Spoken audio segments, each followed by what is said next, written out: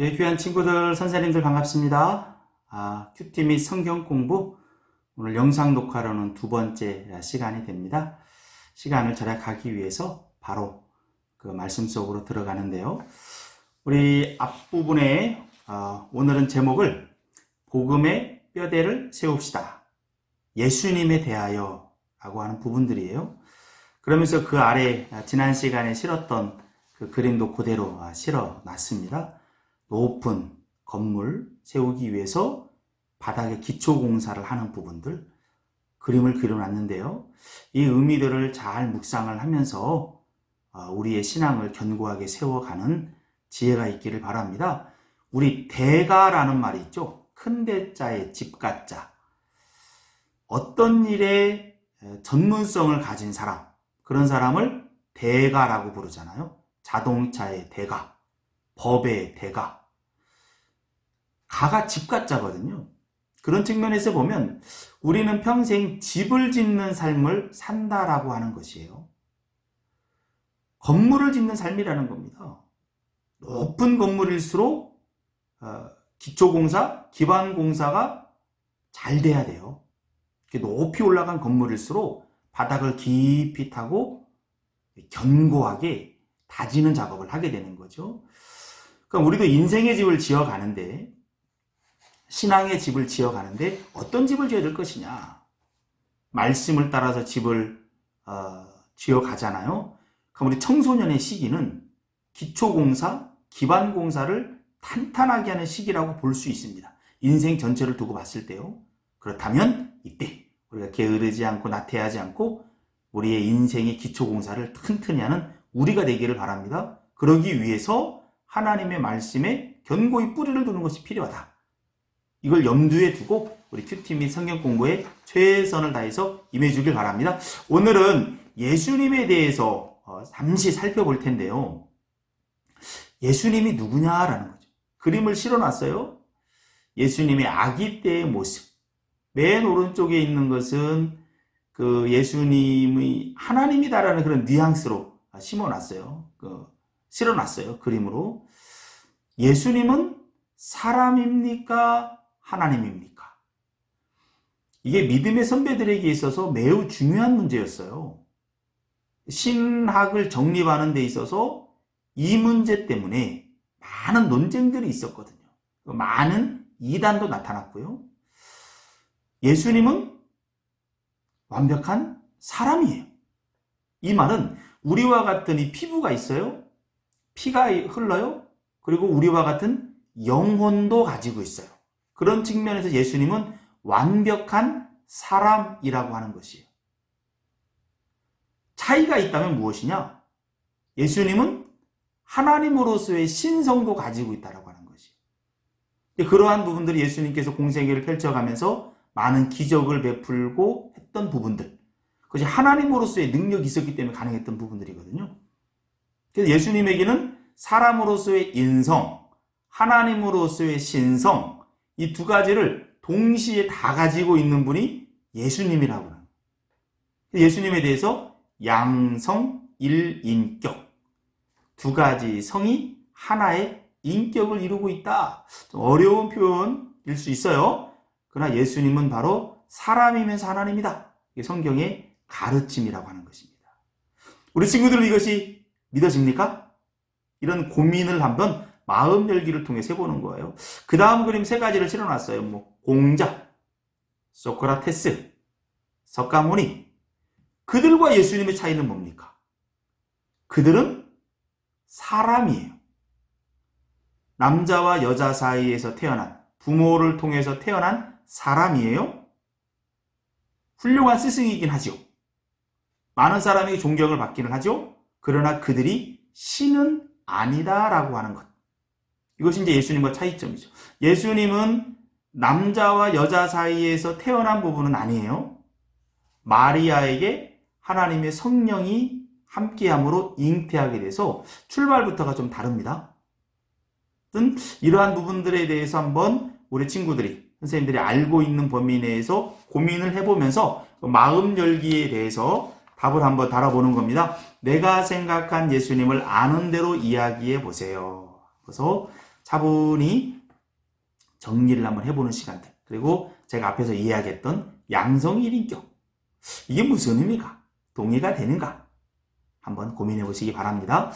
이제 말씀과 소통하기입니다. 오늘 말씀은 요한복음 14장 1절에서 11절까지 말씀이에요. 이 말씀은 제가 읽도록 하겠습니다. 너희는 마음에 근심하지 말라. 하나님을 믿으니 또 나를 믿으라. 내 아버지 집에 거할 곳이 많도다. 그렇지 않으면 너희에게 일렀으리라. 내가 너희를 위하여 거처를 예비하러 가노니 가서 너희를 위하여 거처를 예비하면 내가 다시 와서 너희를 내게로 영접하여 나 있는 곳에 너희도 있게 하리라. 내가 어디로 가든지 그 길을 너희가 아느니라.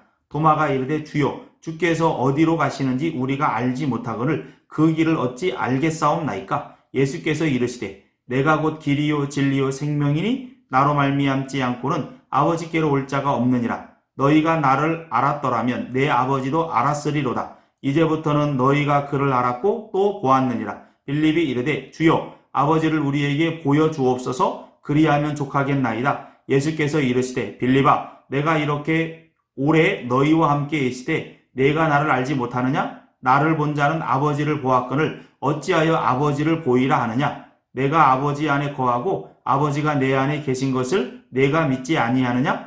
내가 너희에게 이르는 말은 스스로 하는 것이 아니라 아버지께서 내 안에 계셔서 그의 일을 하시는 것이라.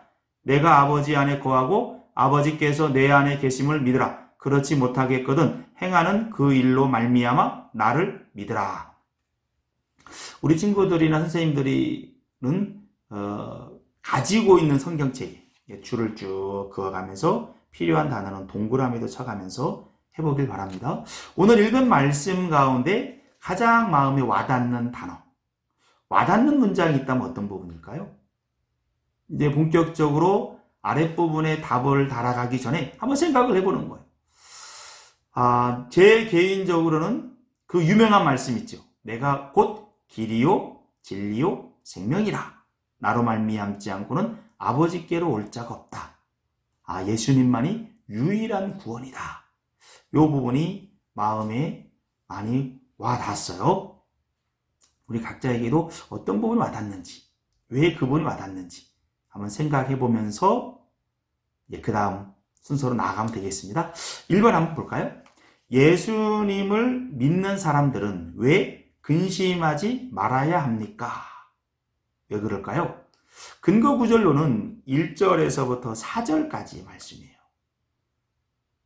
여기서 멈춤하고 우리 친구들도 각자 답을 한번 달아보길 원합니다.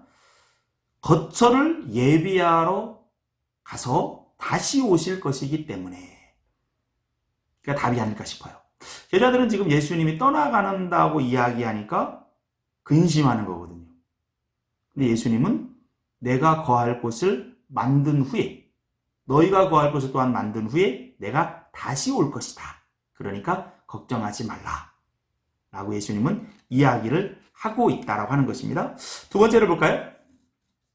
우리가 하나님께 갈 수 있는 유일한 비결은 무엇이냐라는 겁니다.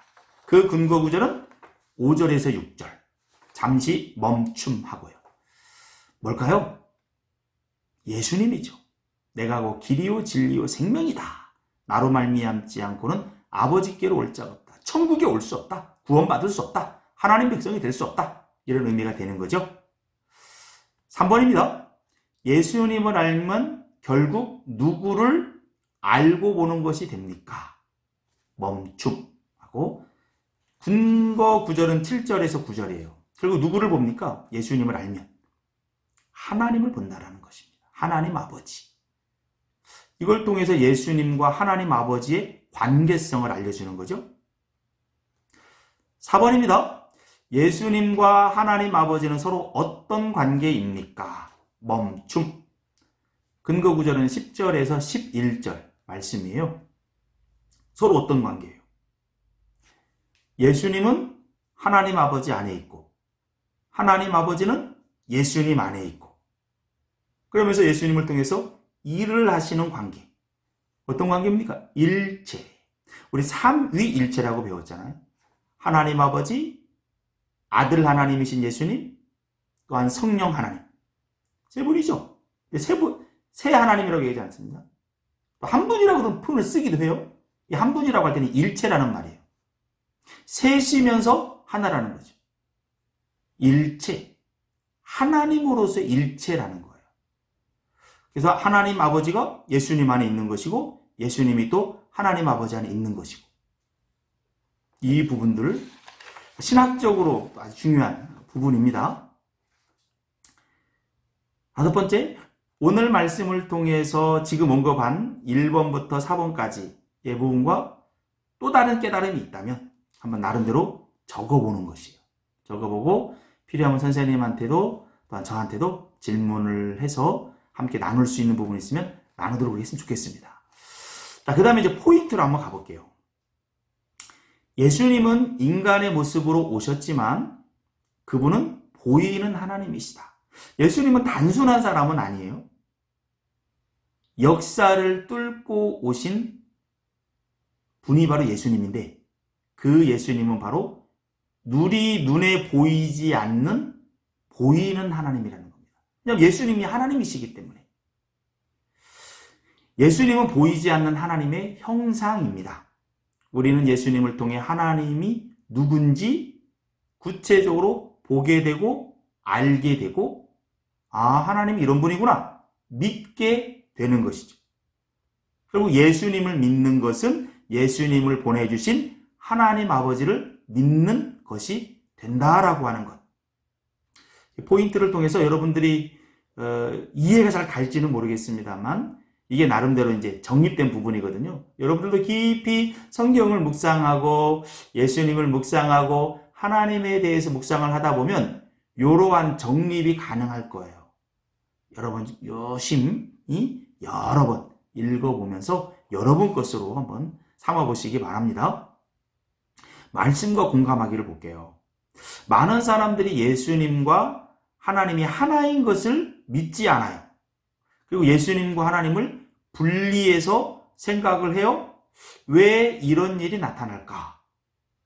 말씀 근거 구절도 3개 정도 실어놨는데요. 참 이게 어려운 부분이에요. 예수님과 하나님이 하나다? 분명히 둘이잖아요. 왜 하나라고 할까? 그리고 예수님께서 오셔서 나와 하나님 아버지는 하나다라고 이야기하니까 유대인들이 돌로 치러서 죽이려고 했다고요.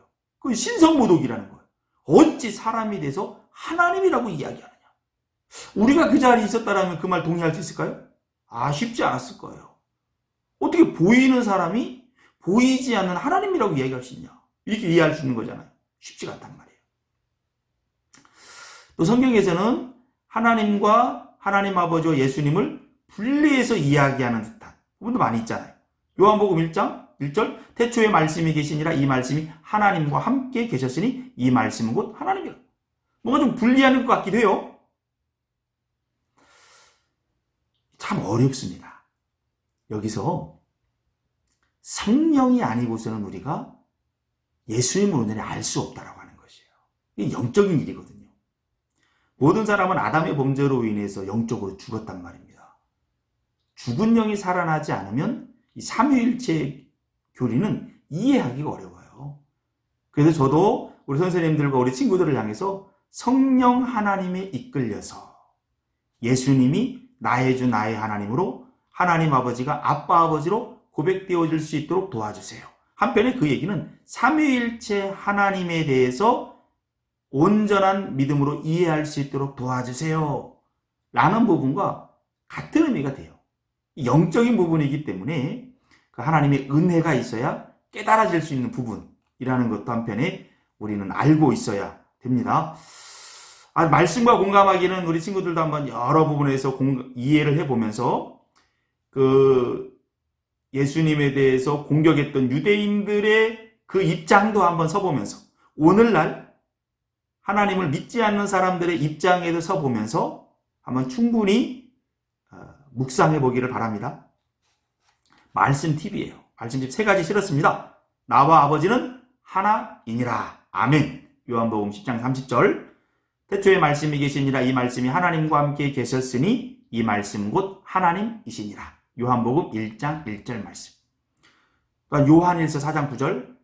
하나님의 사랑이 우리에게 나타난 바 되었으니 하나님이 자기의 독생자를 세상에 보내심은 그로 말미암아 우리를 살리려 하심이라. 이 말씀 염두에 두면서 꼭꼭 씹어가면서 자기 것으로 삼으시기 바랍니다. 삶의 실행하기 한번 볼까요? 하나님을 더 잘 알고 확실히 믿기 위해 나는 어떻게 해야 되겠는가라는 겁니다. 하나님에 대해서, 삼위일체 하나님에 대해서 안다라는 건 우리 인간적인 지식으로는 불가해요. 이건 사람의 지식을 뛰어넘는 부분이기 때문에 셋인데 셋이라고 보지 않고 하나라고 본단 말입니다. 하나인데 하나라고 보지 않고 셋이라고 본단 말이에요. 이게 삼위일체거든요. 인간의 논리적인 생각으로는 이게 어려운 부분이에요. 이 부분을 깨닫게 하는 것은 이게 성령 하나님의 역사죠. 그리고 하나님의 말씀을 깊이 묵상할 때 하나님이 깨우쳐줘요. 그걸 위해서 우리는 기도하는 게 필요하죠.